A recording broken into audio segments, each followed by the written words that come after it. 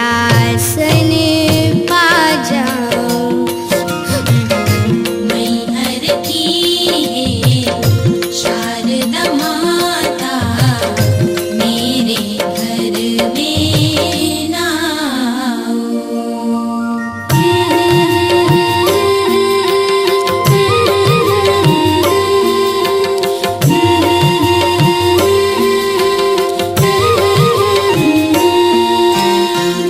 लगनी तुम्हीं से लगी है भवानी, ना मांगूं मैं कुछ वरदान।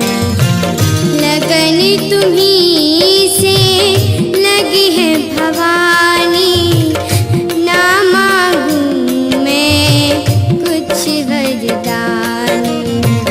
ममता के हाथों को अपने मेरे सर पे दे जाओ। मैहर की है शारदा माता, मेरे घर में ना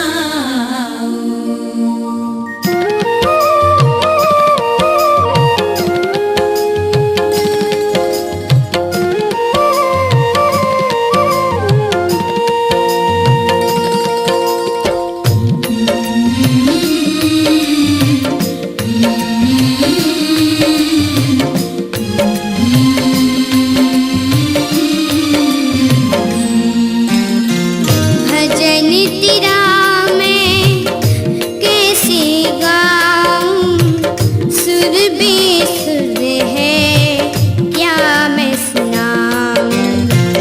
भजन तेरा मैं कैसे गाऊं, सुर बेसुर है क्या मैं सुनाऊं। भाव नमन की तेरे बिन सुनी, हृदय में मेरे समा जाओ। मैहर की है शारदा माता, मेरे घर में ना मैहर की है शारदा मैया, मेरे घर में ना मैहर की है शारदा माता, मेरे घर में ना कुछ भी नहीं है पास में मेरे, कैसे मनाऊं बता जाऊं।